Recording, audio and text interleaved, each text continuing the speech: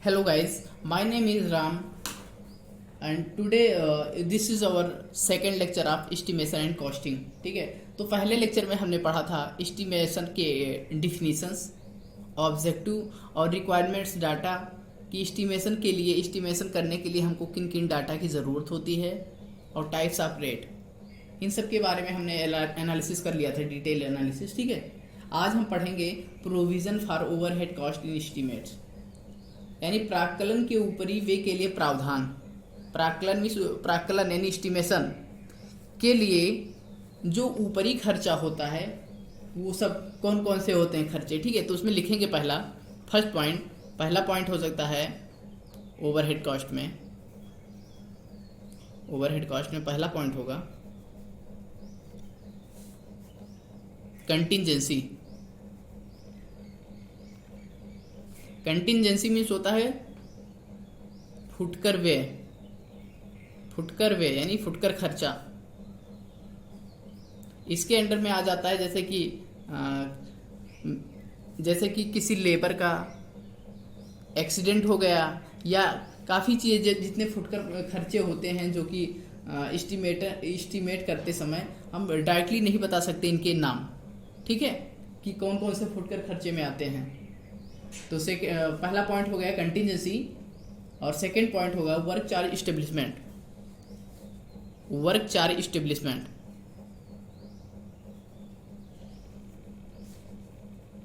यानी इसको हिंदी में बोलेंगे इस्टेब्लिशमेंट, इसको हिंदी में बोलेंगे कार्य प्रभारित स्थापना.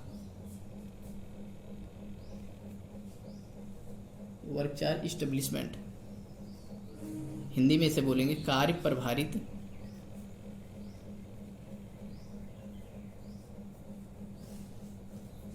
स्थापना.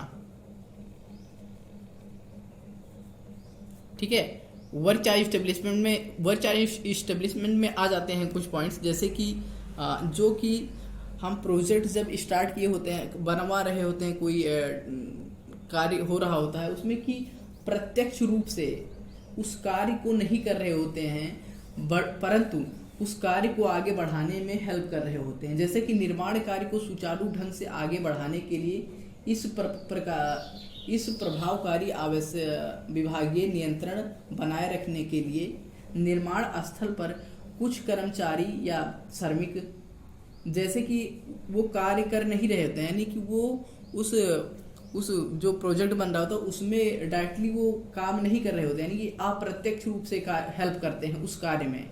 उस कार्य को कराने में हेल्प नहीं करते, मीन्स अप्रत्यक्ष रूप से कार्य में हेल्प कर रहे होते हैं. जैसे कि फोरमैन, सर्वेयर हो गया, मुंशी हो गया, गेट कीपर हो गया, चौकीदार.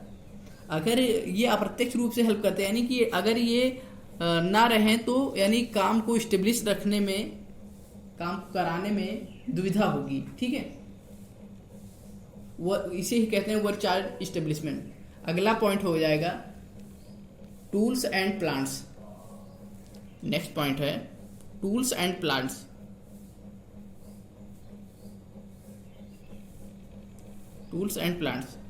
ठीक है, जब निर्माण कार्य गुणवत्ता समयबद्धता की दृष्टि से विशेष आधुनिक मशीनें, प्लेट यंत्रें जैसे concrete mixer, vibrator plant, batching plant, dozer, crane आदि से संपन्न कराना हो, तब उन उपकरणों का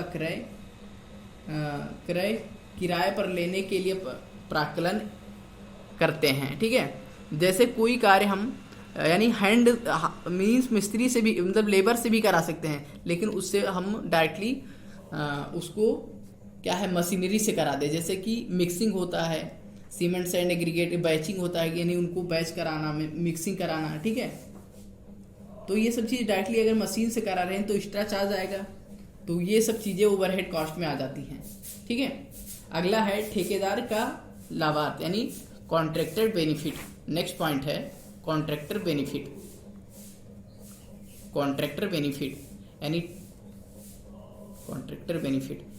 यानी ठेकेदार का लाभ. ठेकेदार के लाभ को इसमें यानी जो काउंट करते हैं वो 10% करते हैं. ठेकेदार करता क्या है, ये लेबर की व्यवस्था कराता है, यानी कि कार्य को संचालित रखने के लिए आवश्यक संख्या में जितनी नीड होती है हमको उतने लेबर को ये अवेलेबल कराता है ठेकेदार का लाभांश।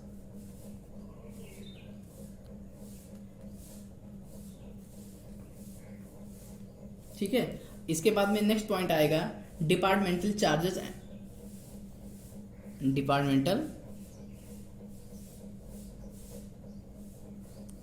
डिपार्टमेंटल चार्जेस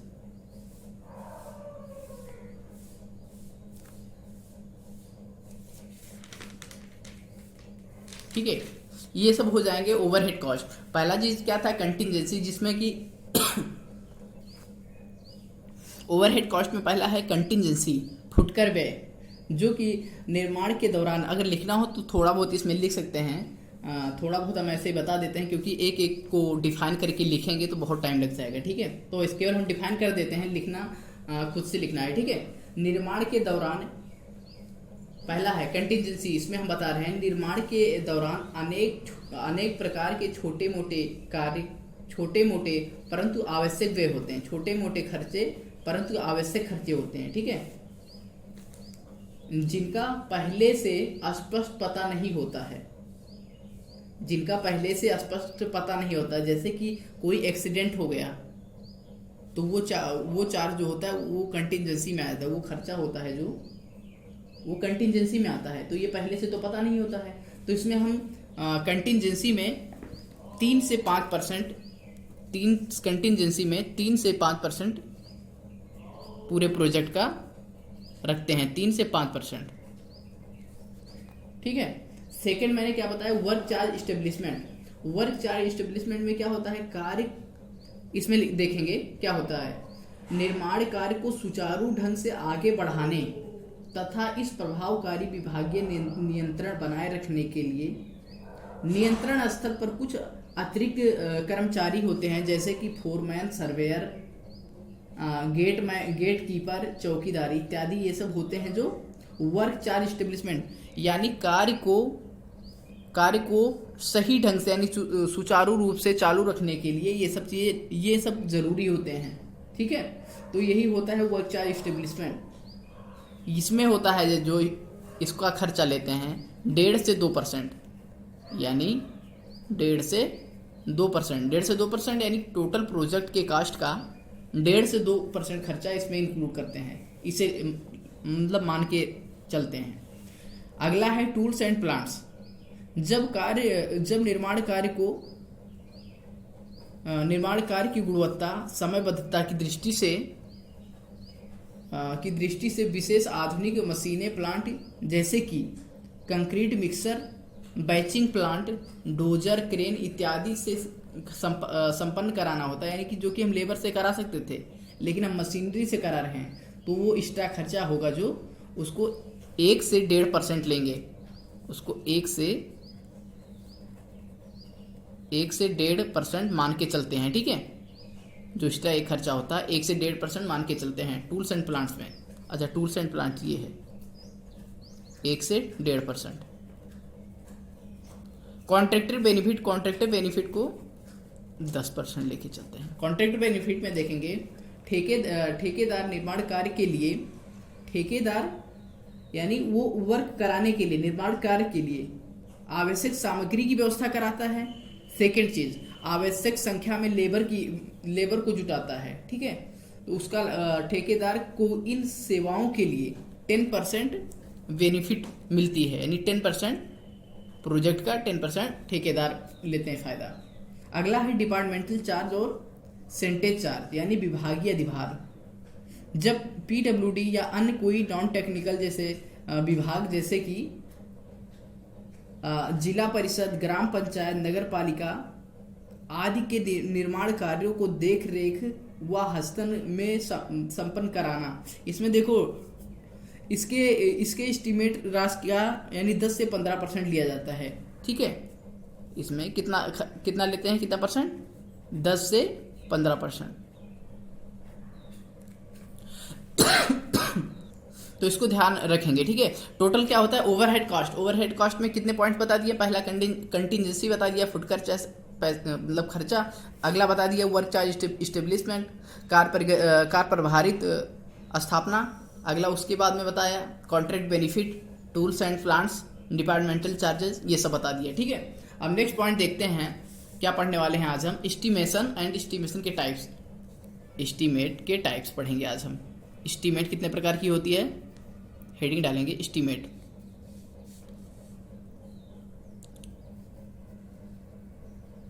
एस्टीमेट मीन्स प्राक्कलन।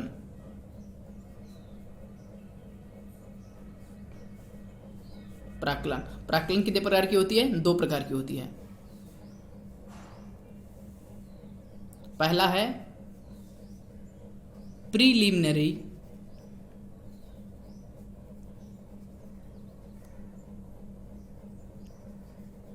या रफ एस्टीमेट, या रफ एस्टीमेट। यानी कि पहला क्या है, प्रीलिमिनरी या rough cost estimate. Second point है या सेकेंड टाइप्स है डिटेल्ड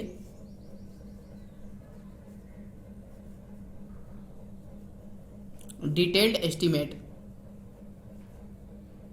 एस्टीमेट यानी इसको हिंदी में बोलेंगे प्रारंभिक या लागत प्राक्कलन, खाका लागत प्राक्कलन। प्रारंभिक प्राक्कलन, प्रारंभिक प्राक्कलन। सेकंड है डिटेल एस्टीमेट यानी कि विस्तृत प्राक्कलन, विस्तृत प्राक्कलन।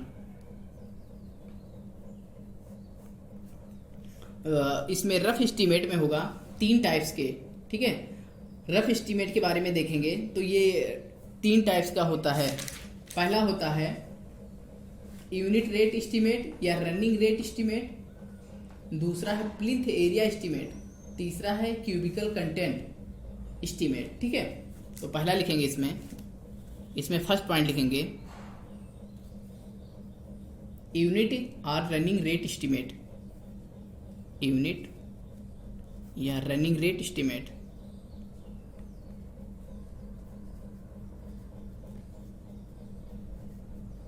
इसको हिंदी में बोलेंगे इकाई या पटरी दर प्राक्कलन। इकाई इकाई या पटरी दर प्राक्कलन, पटरी दर प्राक्कलन।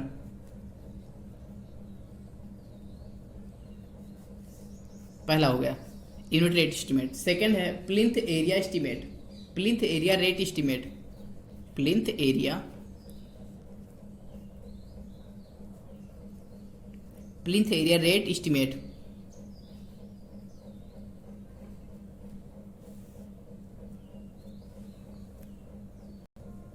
देखेंगे यूनिट रेट एस्टीमेट पहला है, दूसरा है प्लिंथ एरिया एस्टीमेट, तीसरा है क्यूबिकल कंटेंट रेट एस्टीमेट, ठीक है।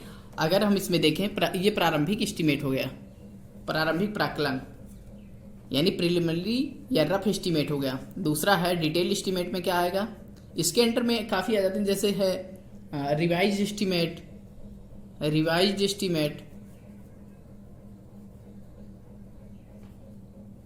Supplementary estimate, supplementary estimate.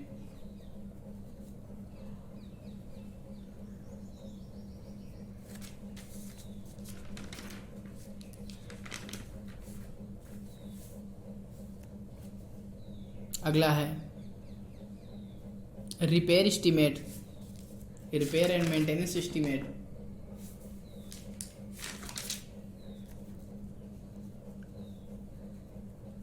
Repair estimate.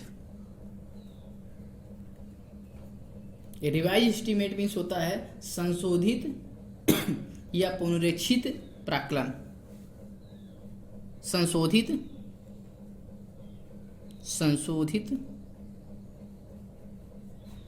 प्राक्कलन। सेकेंड है सप्लीमेंट्री, सप्लीमेंट्री होगा पूरक प्राक्कलन।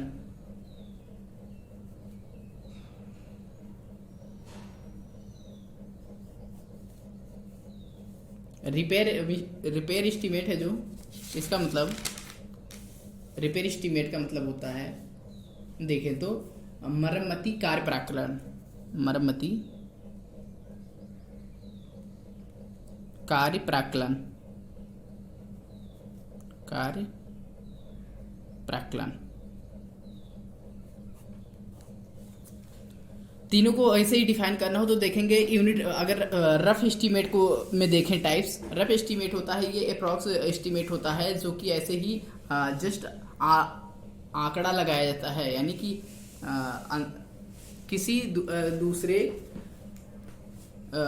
दूसरे बिल्डिंग या किसी दूसरे प्रोजेक्ट को देख के उसी के अकॉर्डिंग आकलन लगाया जाता है, अपने ये एक्सपीरियंस के बेस पर देखा जाता है, ठीक है। तो इसमें आएगा पहला है यूनिट रेट या रनिंग रेट एस्टीमेट। यूनिट या रनिंग रेट एस्टीमेट में होता है कि कोई एक सिंगल यूनिट का पता लगा करके हम आगे उसी के बेस पर आगे का पता लगा लेते हैं, किसी एक सिंगल यूनिट का पता लगा करके हम एस्टीमेट कर लेते हैं, तो वो होता है unit rate estimate. Unit rate estimate हो जाता है, ठीक है।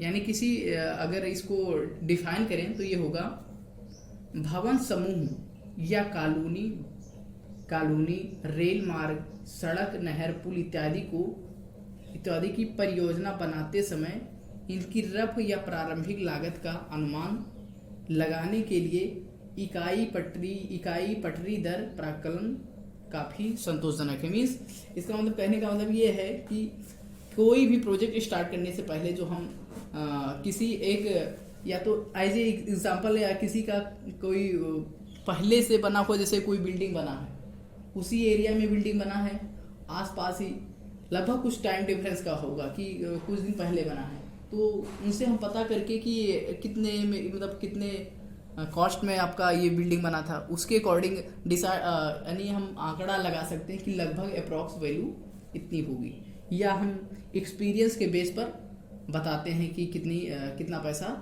इसमें, कितना कॉस्ट या कितना लागत आने वाला है, वो हो जाएगा यूनिट रेट एस्टीमेट। सेकेंड है प्लिंथ एरिया एस्टीमेट।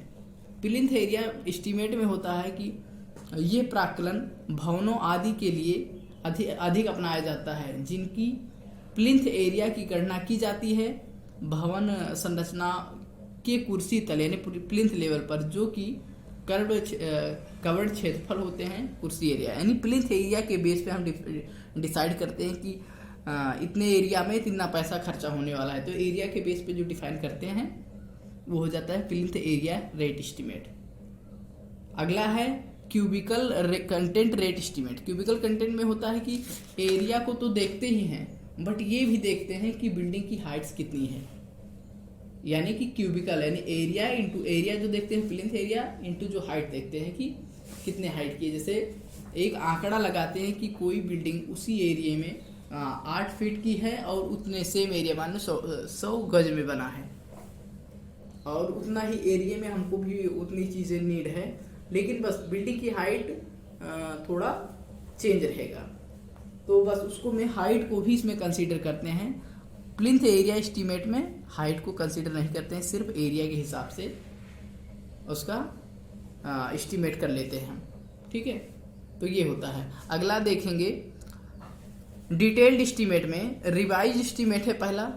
जब कोई प्रोजेक्ट स्टार्ट किए और यानी कि किसी कारणवश वो प्रोजेक्ट मान लो बीच में रुक गया या स्टार्ट ही नहीं कर पाए, तो क्या होता है कि जो मटेरियल होता है, मटेरियल की कास्ट तो टाइमली, या तो मैक्सिमम सभी मटेरियल की कॉस्ट इंक्रीज ही होती है, यानी कॉस्ट बढ़ता ही रहता है।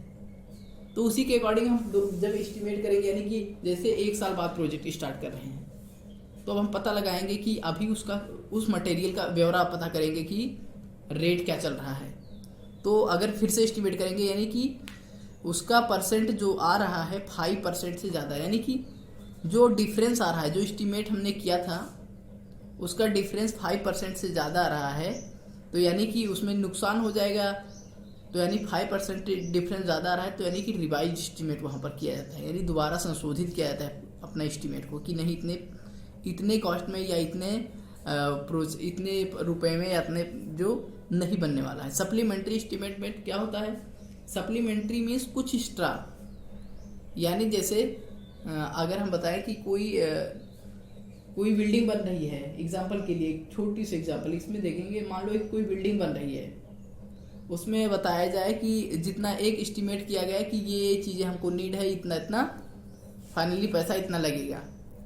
तो अगर कहें कि क्या कहते हैं, उसके बाद में हमको ध्यान आए कि नहीं, मुझे इसके अलावा भी कुछ चीज़ें ऐड करनी है हमारे बिल्डिंग में, इसके अलावा भी कुछ चीज़ें ऐड करनी है, तो उसे ही कहेंगे सप्लीमेंट्री एस्टीमेट। तो उसका जो एस्टीमेट करेंगे ना, उसको अलग से बनाएंगे हम, तो वो ही हो जाएगा सप्लीमेंट्री एस्टीमेट।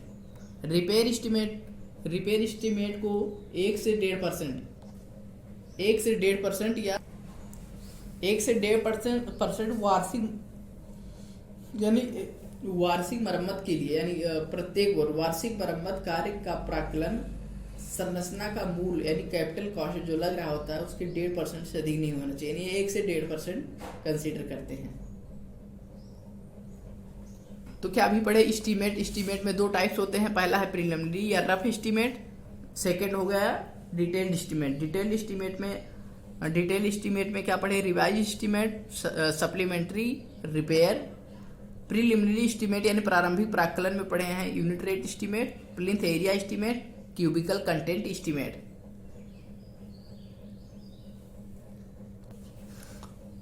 तो आज सेकेंड लेक्चर अभी एंड करते हैं।